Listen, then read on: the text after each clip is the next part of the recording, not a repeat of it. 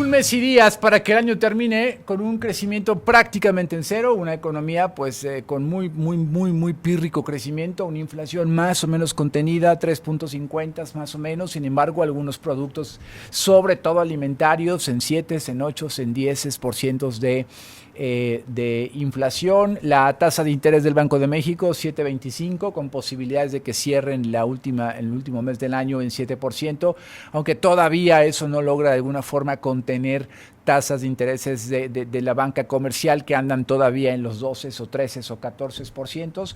Pero todo esto, bueno, pues es un marco de cómo está cerrando la economía mexicana. Hoy hubo una conferencia, un conversatorio muy interesante con uno de los subgobernadores del Banco de México, y fue moderado por un investigador mexicano, por un científico económico mexicano que además es colaborador frecuente de este espacio, y yo me siento orgulloso de ello. Él es profesor de la UNAM, el doctor Eduardo Loria, moderó este panel para hablar justo de cómo está cerrando la economía mexicana el año y cuáles son algunos de los principales escenarios del próximo 2026. Eduardo, me da mucho gusto, querido doctor, darte la bienvenida al Bajío Mexicano. Gracias por tomar la llamada para Así las Cosas. ¿Cómo estás? Hola, ¿qué tal? Buenas noches, a la orden.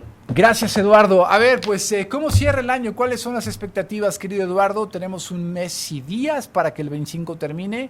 ¿Cómo es tu balance? ¿Cuál es tu balance económico, doctor? Pues mira, es muy probable que en la reunión que va a tener el Banco de México en su Junta de Gobierno los próximos 10 días, bajen la tasa de interés a 7. Es muy probable.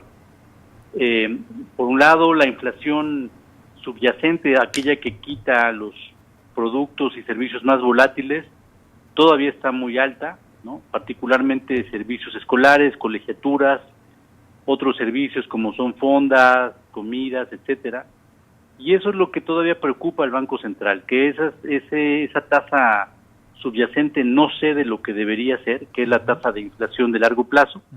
Y eso es lo que preocupa al Banco Central, pero parece ser que está más preocupado aún por el descenso de la actividad económica, que puede cerrar este año a una tasa de crecimiento de 0.4, 0.6, que es una tasa muy baja, ¿no?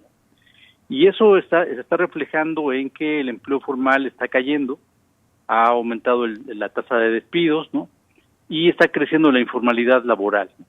Y por último, digamos, el gasto público, que se ha recortado de una manera aviesa por déficit fiscal y el aumento de la deuda que se dejó en el año 23 y 24, pues ha pagado las consecuencias de esta irresponsabilidad fiscal del presidente anterior, y ha hecho que gran parte de la inversión pública se haya caído de manera muy importante, sobre todo en aspectos de infraestructura, en aspectos de educación, que no están afectando a la inversión privada. Entonces eso es lo que nos ha tenido en un crecimiento muy bajo este año, ¿no? Y bueno, es probable que el año próximo crezcamos entre 1.5, que son tasas muy bajas de crecimiento, ¿no? Y que, pues la verdad que de aquí al 2030 pensamos que eso es lo que vamos a ver de crecimiento económico. Por más de que la 4T tuvo como propaganda política que el crecimiento neoliberal era muy bajo, era mediocre, de 2.5, pues ahora no llegamos ni al 1, ¿no? Entonces, pues esta es una forma de ver el resultado de políticas antineoliberales o políticas populares o populistas que ha tomado el gobierno en los últimos 7 años y que nos están conduciendo a una tasa de crecimiento muy baja y preocupante.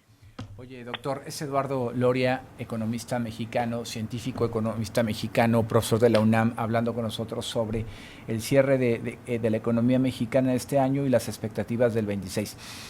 Eduardo, han sido 7 años de un crecimiento más que mediocre, ni siquiera un punto porcentual en promedio. Entiendo que este nuevo gobierno pues está enfrentando una deuda de 18 billones de pesos que crecerá a 20 el próximo año, un déficit, en fin, todo esto que has más o menos tú relatado.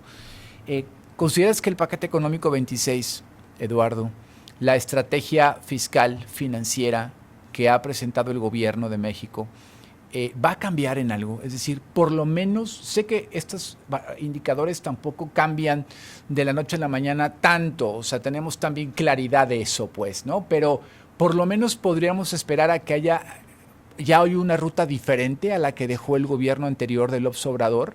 Sí, por lo menos este nuevo gobierno entendió lo que se hizo mal y ahora, aunque tarde en recomponerse el camino, por lo menos hay una nueva ruta para quererlo recomponer, mi querido Eduardo, o seguiremos repitiendo esta misma sexenio del sexenio pasado con un crecimiento del menos del 1 en este sexenio, Eduardo.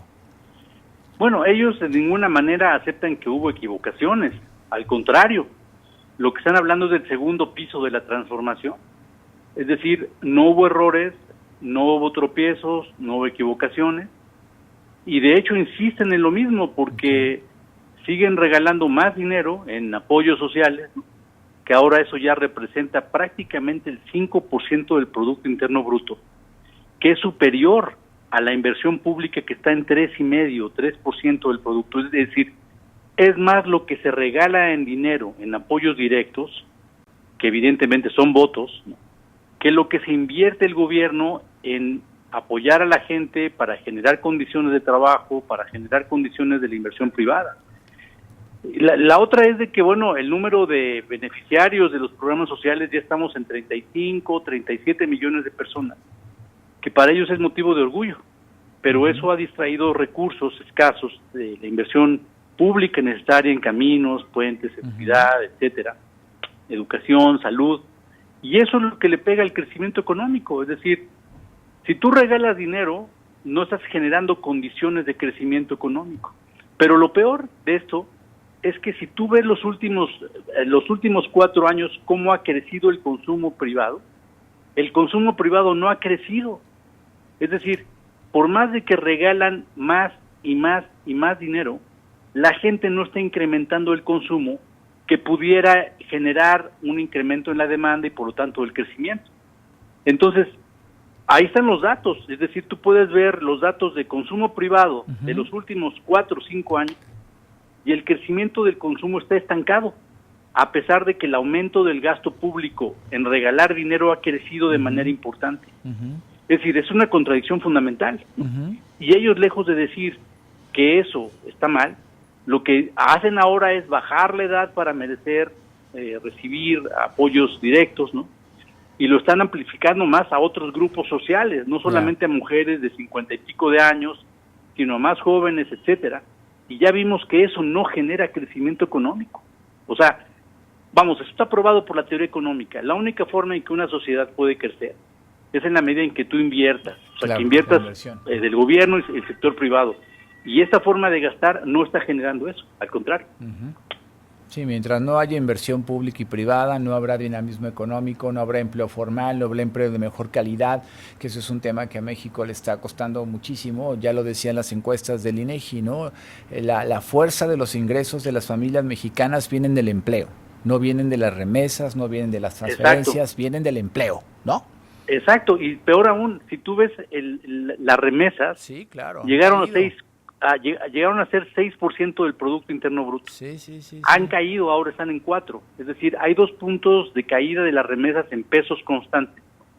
Con lo cual, este factor externo del que también se enorgullecía la 4T, de que nos mandaban dinero de afuera en sus paisanos, pues está dejando ser una fuente importante de consumo para las familias de regiones pues como el Bajío, Guanajuato, San Luis Potosí, bueno, prácticamente todo el país. Todo el país, sí.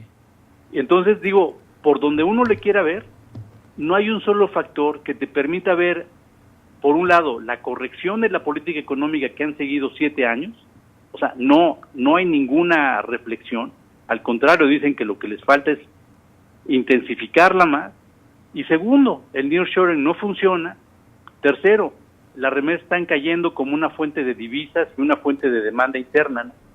Y por otro lado, están como parte de estas políticas populares y populistas de incremento del salario mínimo, están, es decir, este año, bueno, el que viene, lo van a elevar, ya no puede ser en 2 dígitos porque ya la economía no da para eso, porque además la productividad, o sea, lo que en promedio genera un trabajador mexicano, cada vez es menos, es decir, la productividad no solamente no ha crecido, sino que ha caído.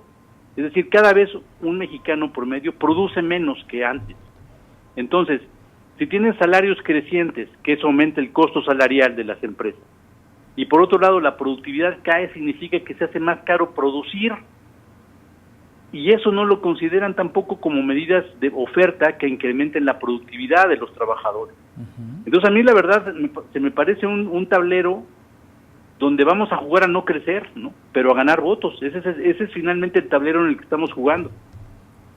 Bueno, pues ahí están las expectativas, el análisis económico muy puntual, muy preciso, con datos, no con argumentos solamente de narrativa, sino con datos muy puntuales de lo que está ocurriendo con los principales indicadores que marcan la pauta del crecimiento nacional. Eduardo, muchas gracias, doctor. Te mando un abrazo, siempre ya se hace con mucho respeto desde el Bajío Mexicano. Gracias por tomar esta llamada para W Radio y hablamos pronto.